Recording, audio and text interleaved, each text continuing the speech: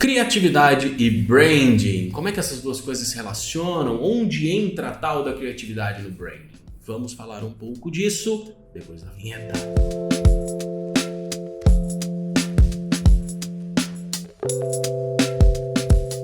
Seja muito bem-vindo de novo ao canal da Salcio e hoje nós vamos falar sobre a dicotomia criatividade e branding. É um assunto complexo. É um assunto bem complexo. Aqui na Salcio a gente costuma falar que todo projeto de posicionamento de marca, de identidade de marca, seja identidade visual, arquitetônica, identidade verbal, todo projeto de gestão de marca, ele tem como base a estratégia. Ele tem como base a estratégia e que para construir a estratégia a gente precisa fazer uma análise profunda dentro do cliente para entender a marca dele e tudo mais. Isso quer dizer que a gente deixa a criatividade de lado? Não, de jeito nenhum. Mas existe um momento para falar sobre criatividade. E é exatamente sobre isso que a gente vai falar nesse vídeo de agora e a partir de agora. Para falar sobre isso, a gente vai ter que falar um pouquinho sobre o processo de construção de marca, sobre as etapas desse processo. Então, todo projeto começa na investigação. A investigação, que a gente chama de investigação aprofundada, por quê? Porque a gente gosta de dar nomes bonitos e compostos para as coisas. Podia ser só investigação. Mas o processo começa na investigação, que é onde a gente vai entender quem é aquela marca. Qual é a sua cultura, qual é o seu cenário competitivo, o que ela faz, como que ela faz, por que ela faz aquilo que ela faz, do jeito que ela faz. Tudo isso a gente descobre no processo de investigação. Além, é claro, das questões visuais do processo de investigação. Né? Exatamente. A gente tem a etapa ali de diagnóstico, por exemplo, quando é uma marca que já existe, né? Exatamente. A gente tem ali um padrão de comunicação que muitas vezes não está muito alinhado e a gente faz um diagnóstico para trazer isso do que está funcionando, do que não está funcionando, do que está desalinhado. Exatamente. E é exatamente esse processo que vai permitir que nas próximas etapas a gente possa criar tanto estratégias quanto identidade mais verdadeira, mais aplicável dentro do cliente, para que aquilo se torne um ambiente, um universo de marca coeso e conectado entre si. Depois do processo de investigação, vem a parte da estratégia, vem a parte que é ali a parte mais chatinha do processo, por assim dizer, que é onde a gente define as estratégias, tanto a estratégia de criação quanto a estratégia de posicionamento. É onde pensa que caminhos que a gente pode seguir para... quais são os principais pontos que a gente pode aproveitar para a comunicação desse cliente, o que ele tem de melhor, o que ele tem de único, o que ele tem de interessante que a gente pode transformar em comunicação, e a gente começa a mapear como é que eu vou tangibilizar, como é que eu vou transformar essas coisas em realidade. Na etapa visual também é bem similar, né? Exatamente. A etapa que os nossos neurônios ficam queimando, né, cara? Pra gente concatenar tudo isso e trazer uma estratégia que faça sentido para o negócio do cliente, não só no universo verbal de posicionamento, mas também no universo visual. E é uma etapa que às vezes encontra-se uma resistência às vezes do cliente. Natural, é bem natural. E é justamente por isso que nessa etapa a gente não cria muita coisa. A gente não envolve ainda a criatividade nessa etapa, porque a gente fala, vamos definir primeiro a estratégia para dar base para a criatividade. Que essa é uma coisa que o Diro falou aqui antes da gente começar a gravar e que eu concordo bastante. Não existe criatividade sem direção, né? E a estratégia ela serve justamente para isso. Porque se a gente pegar e entregar só o projeto de estratégia para o cliente, para você, por exemplo, é muito provável que você olhe e fale, esse negócio não é tão interessante não. Mesma coisa para a estratégia visual, né? Não é tão interessante, muitas vezes não faz nem sentido. Mas isso é um norte para nós, para a gente entender, a gente está no caminho certo? É isso mesmo que a gente quer, que você quer criar? Então por isso que inclusive esse processo às vezes gera alguns arranhões, algumas ranhuras na nossa relação, porque é comum, a gente tem um determinado entendimento e a gente busca trazer esse entendimento para o processo. É a etapa de aprovações e reprovações também, né? Exatamente, é onde quando acontecem as reprovações. Justamente, e essa etapa ela é feita para isso. Isso que é importante a gente saber. Essa etapa é feita para isso, porque reprovou aqui, a gente volta e repensa a estratégia, ao invés de ter que refazer o trabalho todo do zero. A gente repensa a estratégia. E é muito mais fácil repensar a estratégia do que refazer tudo do zero. E aí sim, depois, aprovada a estratégia, é hora da criatividade. Aí a gente coloca o neurônio para funcionar na parte legal do processo. Né? Aí fica legal porque a gente pega aquele discurso de venda, por exemplo, na parte de posicionamento, aquela promessa de marca, que parecia meio... e transforma isso num negócio legal. e dar uma embalagem bacana para esse negócio. A mesma coisa com a identidade visual, né? Tem espaço para criatividade, né? Quando a gente fala, às vezes, de um design estratégico, de uma metodologia estratégica, às vezes as pessoas acham que é uma metodologia quadrada, que tem uns passos... Às vezes é. Mas assim, a gente tem que ter uma metodologia, gente. A gente tem que ter uma metodologia pra gente testar a qualidade do projeto no final, né? Os passos a seguir. Então, existe um espaço para criatividade e foi o que o Dato falou. A estratégia, ela guia a nossa criatividade porque existem limitações de verba do cliente, limitações de aplicação, falando mais de um projeto visual, limitações de tecnologia de aplicação daquele projeto, onde aquela marca vai ser aplicada.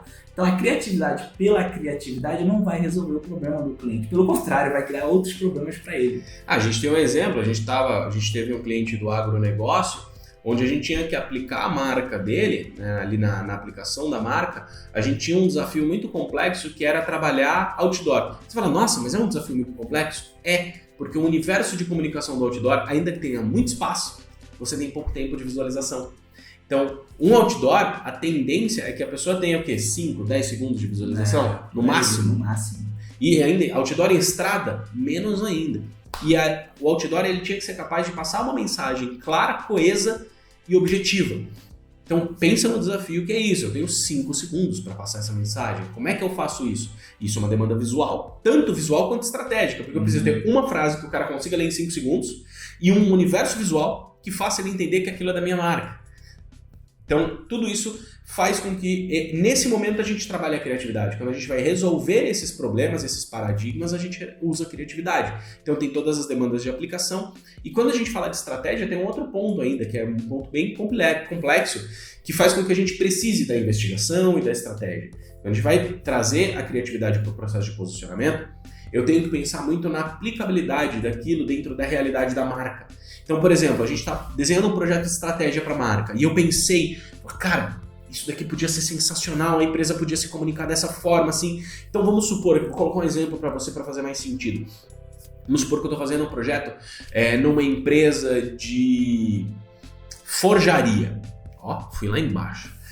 Numa empresa de forjaria super tradicional, 100 anos de existência a empresa, quem toca a empresa é a primeira geração ainda, um cara quadradão e tal. Cara, faz sentido eu pensar num posicionamento super disruptivo, casual, tecnológico e tal? Faz sentido. Pode ser que essa marca seja muito diferente de todas as do universo dela? Pode. É muito provável que faça sentido isso, como diferenciação. Mas essa marca vai conseguir colocar isso em prática no dia a dia? Ela vai conseguir se comunicar dessa forma? Ela vai conseguir ser verdadeira nessa comunicação? Muito pouco provável. E se eu não fizer a investigação e não fizer a estratégia antes, eu não vou saber disso. Eu vou simplesmente chegar e vou impor um jeito que eles têm que se comunicar, porque aquilo é criativo. Criatividade sem pensamento e estratégia, para nós, aqui na Salcio, não funciona. É um problema, na verdade, né? A gente, pegando projetos de identidade visual, todo mundo quer ser disruptivo, né? Exatamente. Todo mundo quer ser diferente. A palavra do momento. É a palavra do momento. E a gente, aqui na Salcio, a gente não se identifica como disruptivos. A gente tem uma linha de trazer um diferenciamento, uma diferenciação dos projetos, sim, se fizer sentido para aquele projeto, mas nada disruptivo, não é a nossa pegada. Existem estúdios que têm ali a sua pegada, que é aí sim, a criatividade, ilustrações super disruptivas, enfim, cada estúdio tem ali as suas particularidades. Sim. A gente enxerga que a criatividade em excesso, sem um direcionamento, é um problema. Pegando a parte visual, é quando traz problemas de identidade visual que não dá pra gerir muito bem no dia a dia. Sim. A gente pega marcas que são aquelas marcas cambiantes, por exemplo. A Oi. A Oi, ela tem um sistema de identidade visual bastante amplo, onde cada tem um símbolo diferente ali do Oi aplicado naquela ameba, né? Parece uma ameba. É bizarro. É bonito, mas eu não gosto não. Eu também não gosto muito não. Mas às vezes é um problema. Quando a gente fala da Oi, que é mundial, não mundial não, né? Não, acho que é América Latina. É só América Latina. Corrijam aí se a gente estiver errado. Mas quando a gente está falando de Oi, que tem um time imenso para gerir essa marca, funciona. A gente tem bastante pontos de contato, a gente tem um time capacitado para isso. Uma porrada de agência que presta serviço para eles e tudo mais. Tudo manualizado. Agora, você na sua empresa com uma equipe de design com 3 pessoas, você consegue gerir isso? Não vai. Isso é um outro ponto. É muito, muito legal que você tenha trazido isso, muito bacana. De uma forma bem resumida, até para encurtar um pouco o vídeo, porque a gente poderia passar meia hora falando só disso, dessa dicotomia de criatividade e estratégia. grande ponto é, aqui na Salsa a gente acredita que a criatividade ela deve servir para dar vida à estratégia. É a criatividade que serve à estratégia e não o contrário. Então, diferente de, e aqui eu não estou fazendo uma crítica a ninguém, não é uma indireta, mas diferente de outros lugares, de outros modelos de negócio, de outros modelos de trabalho, onde você cria uma coisa muito bacana e depois você dá a justificativa para aquilo, a gente pensa primeiro no porquê e a gente cria algo para atender aquela necessidade. A estratégia atende a criatividade atende a estratégia e não o contrário. Esse é o grande ponto. Acho que dá pra resumir nisso, né? É isso. Então, beleza. Se você curtiu esse vídeo, faz o seguinte. Clica aqui embaixo no botão curtir, depois que você já fez o comentário corrigindo a gente sobre a Oi. Clica no botão curtir. Se você não comentou corrigindo a gente sobre a Oi, comente. Se inscreve no canal, ativa as notificações. Em algum lugar aqui, de preferência na cara do Diro, vai aparecer o cardzinho para você seguir a gente nas outras mídias sociais. E a gente espera vocês lá, beleza? Abraço. Um abraço. Tchau, tchau.